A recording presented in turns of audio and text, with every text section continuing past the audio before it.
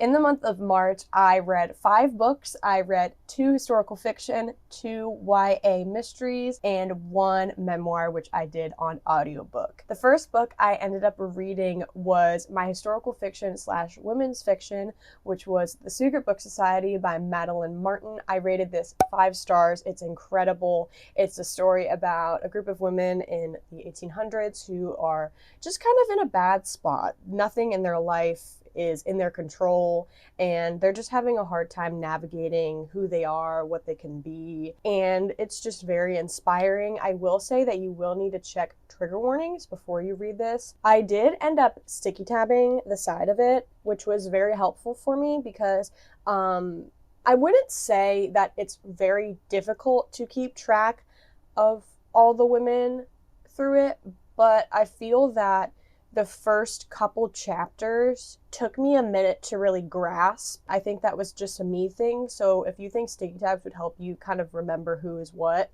I mainly did it for like my favorite moments, but each sticky tab I did like for a different woman, which was just helpful key moments so I can remember, okay, this happened to this person. Again, I don't know if this will be needed for you, but it was very helpful for me, especially because historical fiction is not one of my go-to genres.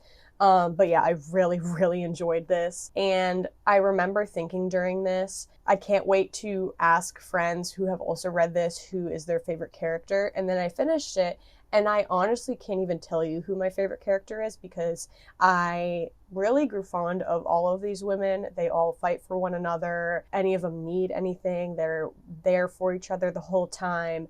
And all of these stories are just so inspiring. These women getting through these tough trials and trying to figure out who they are. And it's just incredible. So I honestly cannot tell you who my favorite character is in this, but I highly recommend you read it. I will say that it will be helpful if you just binge this book because you're going to forget, I think, the things that happen. And I literally think I started this one day, didn't read it the next day, and then I ended up just restarting it because I could not remember who was who did what. So that would be one thing I would recommend, and then the sticky tabs as well are great. The chapters are also pretty short. They go back and forth between talking about whichever woman it is. But again, I wouldn't say it's confusing. It's just you need to read it close together so that you don't forget, if that makes sense. So that was 5 stars, incredible.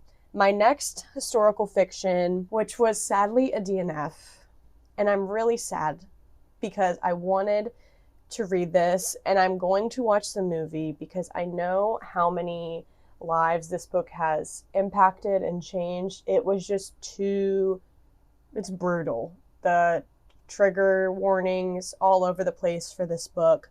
I'm talking about The Color Purple. It's brutal. It's very, very good, but it's a hard read. I mean, you're reading about a lot of just hard things, having to deal with things happening in the home, within the families, and it's just hard. And I think that when I watch the movie, it will be a little bit easier for me when I know it does get more inspiring and uplifting in the second half.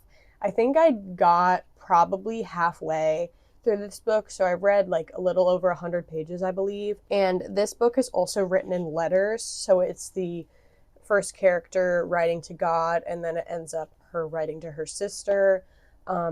It's very, very powerful, but it's just too difficult for me to read, and I felt like I had to read it, but I can't do that. I need to just read to learn or enjoy, and it was just too much. So I'm going to try to watch the movie, and a part of me is like, wouldn't that be harder? I don't know, but I can skip in a movie if I need to. So I'm going to try to watch the movie and see, but this was sadly a DNF, which makes me sad, but I do know how much impact this story has on a lot of people, so I wouldn't say to not read it, but I would say please check trigger warnings before you get into it. I then went to the library and got the CD audiobook, which was amazing in itself. Listening to a CD in the car was just impeccable and so nostalgic. Highly recommend.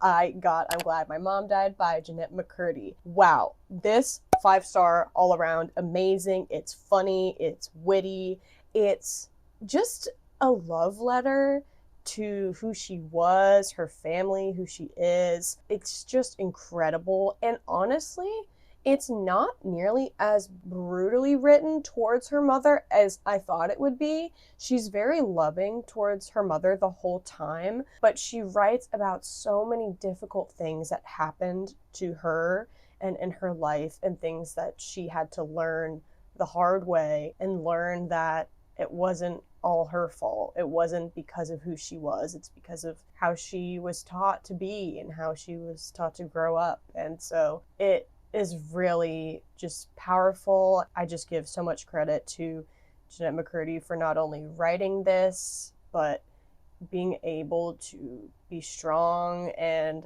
you know, turn a new leaf and be able to kind of turn directions from acting, which she did not love, and turning it into being an author, which is incredible. I know she just wrote another book. It's not another memoir. It's half his age. A lot of people think it's a memoir. It's not a memoir, everybody. But yeah, 5 stars. Definitely check trigger warnings, but I highly recommend doing the audiobook because she's the one that reads it aloud. And yeah, it is just amazing.